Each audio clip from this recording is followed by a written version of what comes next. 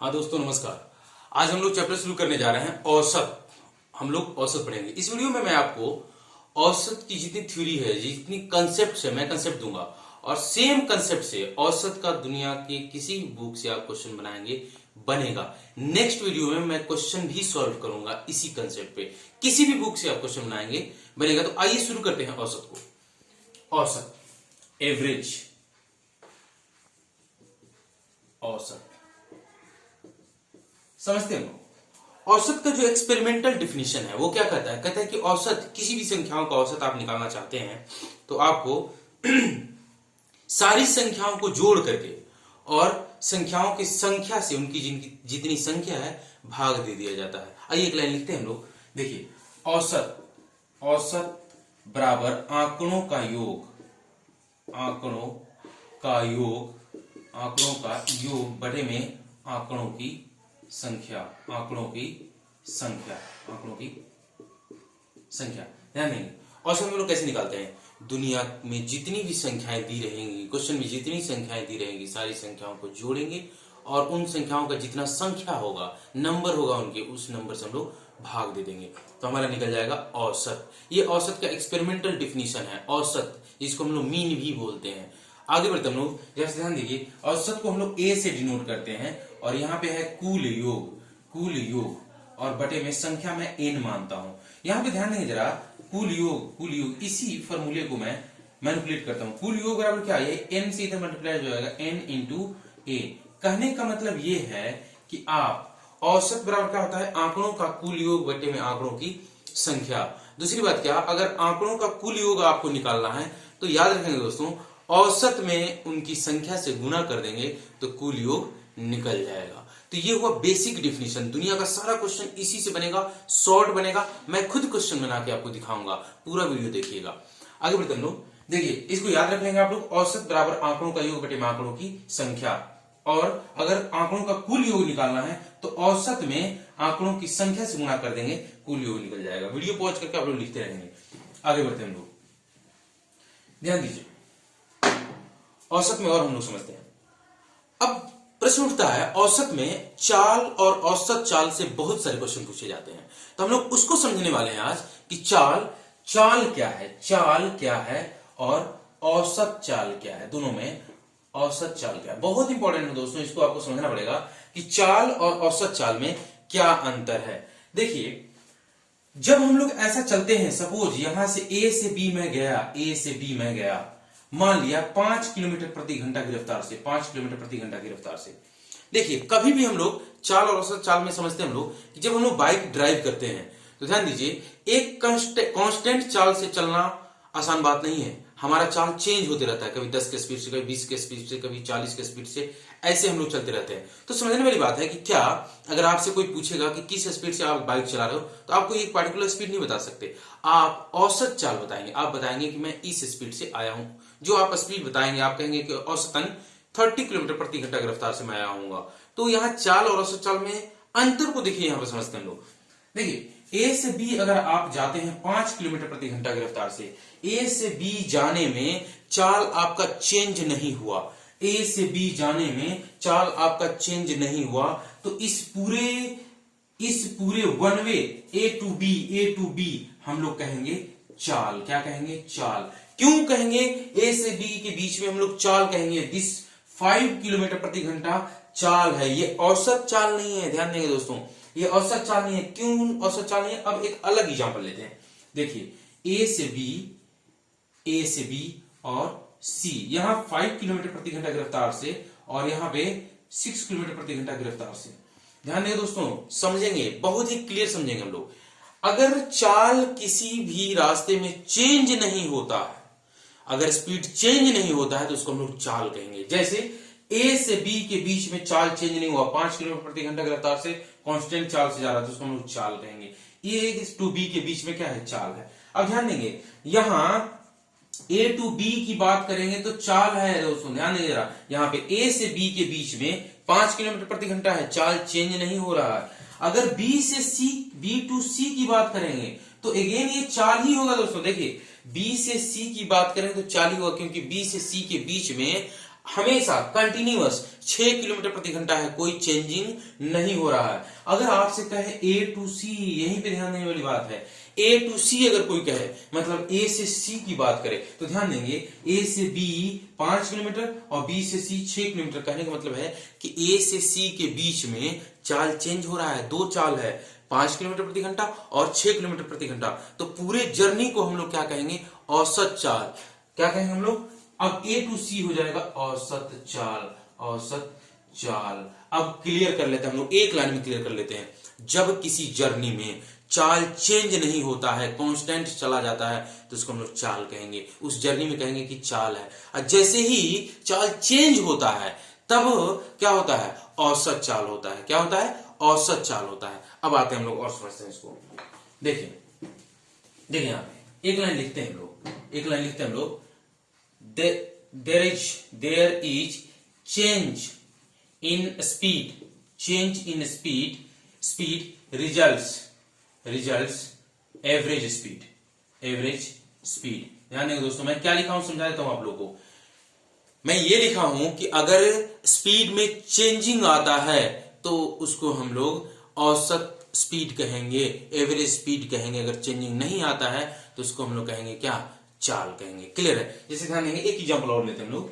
जैसे ए से बी, एक व्यक्ति x किलोमीटर प्रति घंटा की रफ्तार से गया, ये गया और फिर लौटा y किलोमीटर प्रति घंटा की रफ्तार से। देखिए दोस्तों, a टू b की अगर हम लोग बात करें तो क्या होगा, चाल होगा। क्यों, क्योंकि x किलोमीटर प्रति घंटा है, चेंज नहीं हो रहा है। और b टू c की बात करें, सॉरी b टू a की बात करें, बैक b टू a की बात करें तो भी चाल होगा दोस्तों। आप कहेंगे कि चेंज हो रहा है, नहीं, ये जर्नी क्या है, b से a की है तो चेंज नहीं हो रहा है, y किलोमीटर प्रति घंटा ही है, b से a में y किलोमीटर प्रति घंटा ही है। अब आगे हम लोग बात करते हैं a टू a कहने का मतलब क्या, a से ऐसे आया और फिर a पे पहुंच गया, तो स्टार्टिंग पॉइंट A और एंड पॉइंट भी A है। तो इस पूरे जर्नी में आप लोग देखेंगे दोस्तों तो चाल चेंज हो रहा है। कैसे, x है जाते वक्त और y है आते वक्त, तो चाल चेंज हुआ। तो अगर A टू A की बात करेंगे तो ये हो जाएगा औसत चाल। क्या होगा, औसत चाल। एक लाइन में फिर से क्लियर कर देता हूं आपको, चाल और औसत चाल में क्या अंतर है। अगर स्पीड चेंज हो रहा है तो औसत चाल होगा, स्पीड चेंज नहीं हो रहा है तो चाल होगा। क्लियर है, किसी एक पर्टिकुलर जर्नी में। आगे बढ़ते हम लोग, देखिए आगे बढ़ते हम लोग। देखिए दोस्तों,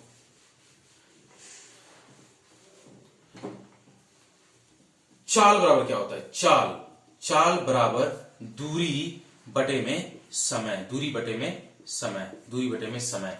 औसत चाल बराबर क्या होता है, कुल दूरी बटे में कुल समय। ध्यान देंगे दोस्तों, कुल समय। ये कुल दूरी और कुल समय क्या है, कुल समय वो होता है, देखिए कि यहां पे अगर ए से बी की बात करें और फिर बी से सी की बात करें। एक व्यक्ति x किलोमीटर प्रति घंटा की रफ्तार से यहां आया और यहां 1 घंटे रुक गया, बी पे 1 घंटे रुक रहा, फिर y किलोमीटर प्रति घंटा की रफ्तार से सी चला गया। अगर a से b की बात करें तो चाल है, चेंज नहीं हो रहा है। b से c की बात करें तो चाल है, चेंज नहीं हो रहा है। लेकिन a से c की बात करें तो औसत चाल है। क्यों, क्योंकि यहाँ पे x है, यहाँ पे y है। अगर हम लोग यहाँ पे निकालेंगे औसत चाल, एवरेज स्पीड निकालेंगे तो ध्यान देंगे दोस्तों, कुल समय में यहाँ पे क्या लिखा हुआ है, कुल दूरी बटे में कुल समय। तो कुल समय में ये 1 घंटा भी जुड़ेगा। क्या होगा, ये 1 घंटा भी जुड़ेगा, ज्यादा से भाग होगा। समझते हम लोग, निकालना भी हम लोग सीखेंगे। तो इसको आप लोग समझ लेंगे कि चाल दूरी बटे में समय होता है और औसत चाल कुल दूरी बटे में कुल समय होता है। औसत चाल हमेशा क्या होता है, चाल से छोटा या उसके बराबर होता है। क्यों होता है, एक एग्जांपल लेकर हम लोग समझेंगे। मान लीजिए पब्लिक बस चलती है, 40 किलोमीटर प्रति घंटा की रफ्तार है उसकी, लेकिन रुक रुक करके चलती है। तो औसत चाल क्या होगा, जहां जिस स्टॉपेज पे 5-5 मिनट के लिए भी रुकती है तो उस 5-5 मिनट से भी भाग होगा। कहने का मतलब कि औसत चाल घट जाएगा, 30 के आसपास आ जाएगा। समझिए आप लोग। तो यहाँ पे हम लोग देखेंगे, एक लिखेंगे हम लोग रिलेशन, याद रख लेंगे आप लोग। चाल बराबर दूरी बटे में समय, औसत चाल बराबर कुल दूरी बटे में कुल समय। अब हम लोग ध्यान देते हैं यहाँ पे कि देखिए, यहाँ पे हम लोग ध्यान देंगे, चाल इज ऑलवेज ग्रेटर देन और इक्वल टू औसत चाल। ये आप लोग याद रखेंगे। कहने का मतलब क्या कि चाल हमेशा औसत चाल से बड़ा या उसके बराबर होता है। अब दोस्तों हम लोग याद करेंगे चाल बराबर दूरी बटे में समय होता है, औसत चाल होता है कुल दूरी बटे में कुल समय। तो एक फॉर्मूला हम लोग ड्राइव करेंगे, इस फॉर्मूले को याद नहीं रखना है आपको। समझते हैं कि औसत चाल के कंसेप्ट को कैसे अप्लाई करते हैं। आइए देखते हैं। देखिए अगर ये सारे बुक में आपको मिलता है, ये सारे बुक में ये क्वेश्चन आपको मिलता है, या तो क्वेश्चन के रूप में मिलता है या तो फॉर्मूले के रूप में मिलता है। इसको याद ही रखना है, ध्यान देना आप लोग को ये क्या याद रखना है औसत में मैं आगे चल के आपको बताऊंगा। देखिए यहां से x किलोमीटर प्रति घंटा की रफ्तार से गया और यहां से y किलोमीटर प्रति घंटा की रफ्तार से आया, तो कहता है कि इस जर्नी में औसत चाल बताइए या चाल बताइए। जर्नी तब होता है दोस्तों जब हम जिस डेस्टिनेशन से, जिस सोर्स से चले हैं वहीं पहुंच जाए तो जर्नी कंप्लीट होता है। मतलब ए से चला और ए तक आ गया तो जर्नी। कैसे निकालेंगे दोस्तों औसत चाल? औसत चाल बराबर होता है कुल दूरी, समझेंगे आप लोग, कुल दूरी बटे में कुल समय। ध्यान देंगे आप लोग, कुल दूरी बटे में कुल समय। यहां पे दूरी नहीं दिया हुआ है, मैंने डी मान लिया। ध्यान दीजिए इस पूरे जर्नी में डी गया और डी आया, तो कुल दूरी कितना हो जाएगा? डी गया और डी आया, डी प्लस डी। कुल समय क्या होगा दोस्तों? ध्यान देंगे कुल समय क्या होगा। यहां पे हम लोग चाल और औसत चाल दोनों के फॉर्मूले का यूज करेंगे, आप लोग समझेंगे। देखिए अगर ए से बी की बात करें, जाते वक्त की बात करें तो समय अलग लगा होगा क्योंकि चाल अलग है, और आते वक्त बी से ए की बात करें तो समय अलग लगा होगा क्योंकि चाल अलग है। चाल बदलेगा तो आने जाने में समय बदलेगा, ये कॉमन बात है। आगे बढ़ते हम लोग। तो यहां पे जाते वक्त कितना समय लगा होगा? अगर सिर्फ जाते वक्त की बात करेंगे तो चाल होगा क्योंकि ए से बी में कोई भी चेंजिंग नहीं हो रहा है। तो यहां पे ध्यान देंगे चाल बराबर क्या हो जाएगा? चाल बराबर दूरी बटे में समय होता है, दूरी बटे में समय होता है। ध्यान देंगे दोस्तों यहाँ पे, तो जाते वक्त की अगर बात करें तो दूरी डी है, समय टी मानता हूं मैं, और चाल क्या है? एक्स है। तो यहाँ पे टी बराबर क्या हो जाएगा? डी बाई एक्स, दूरी बटे में चाल, समझ जाएगा, दूरी बटे में चाल, ये समय हो जाएगा। आते वक्त की बात करें, सिर्फ आते वक्त की बात करें तो फिर से ये चाल है। क्यों? क्योंकि आते वक्त चेंज नहीं हो रहा। तो क्या हो जाएगा? जाने में इतना समय लगेगा, आने में क्या लगेगा? दूरी, फिर से डी, अब बटे में चाल क्या? वाई।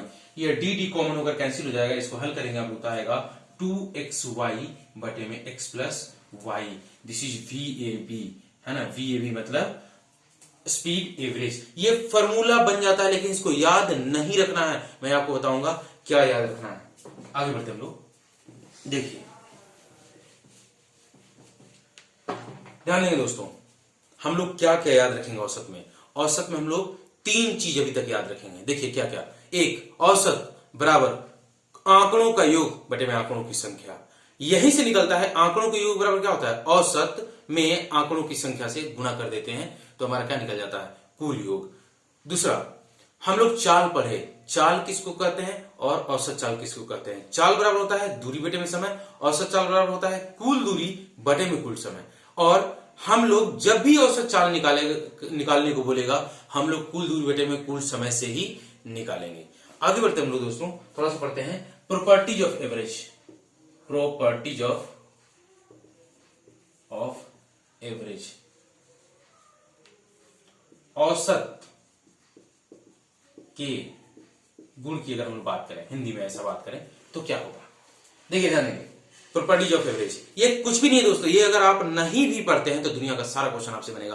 3 चीज याद रखना चाहिए, औसत बराबर आंकड़ों का योग बटे में आंकड़ों की संख्या, चाल और औसत चाल। 3 चीज अगर आपको याद है दुनिया का सारा क्वेश्चन बनेगा। नेक्स्ट वीडियो में बना के दिखाऊंगा भी, अभी हम लोग पढ़ लेते हैं।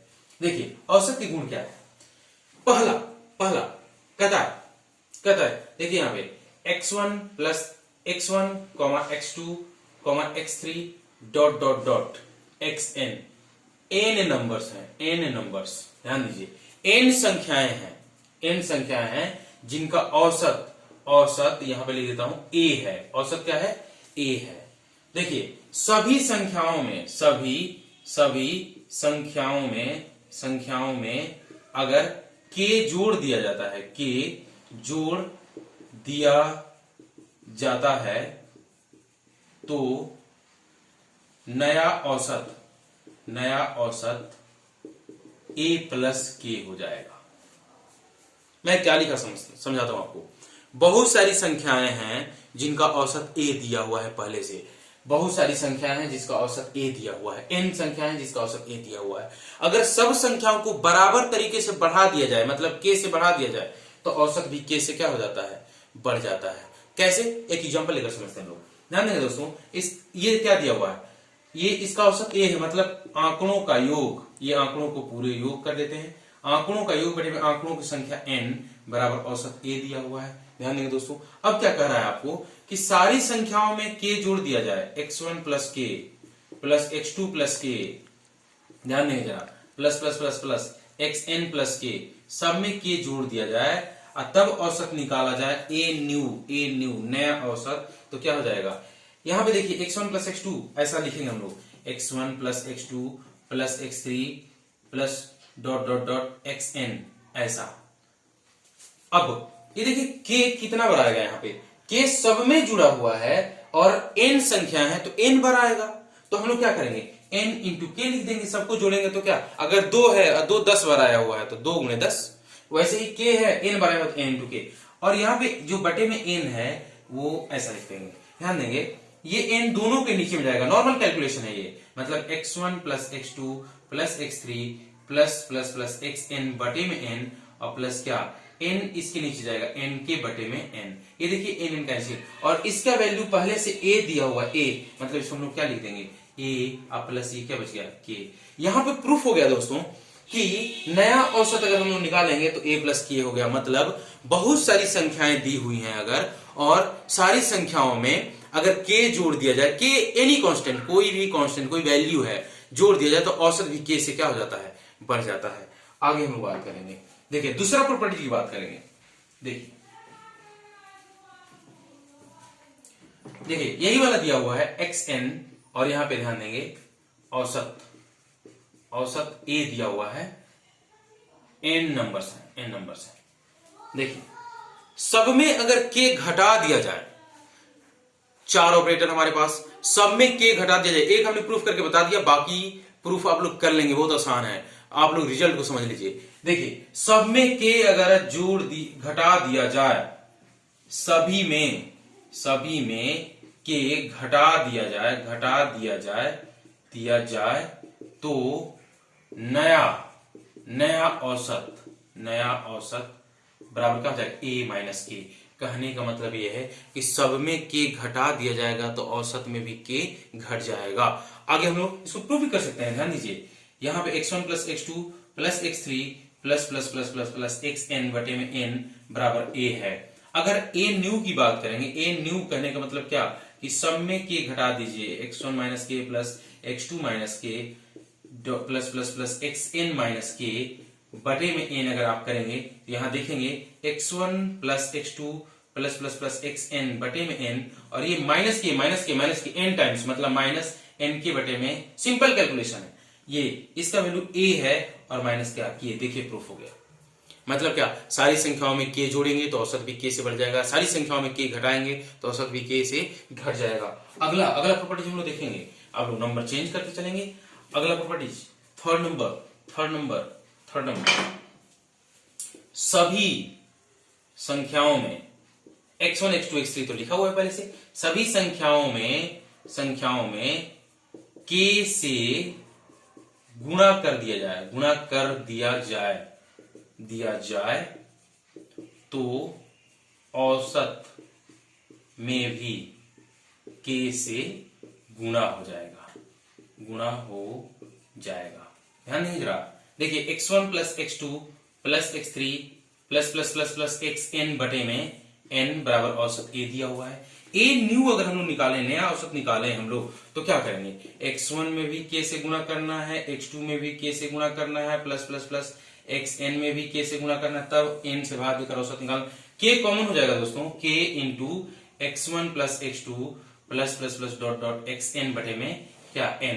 यहाँ ध्यान देंगे इसका वैल्यू a है यहाँ से, तो k इंटू a, देखिए यहाँ औसत में भी क्या k से गुणा हो जाएगा।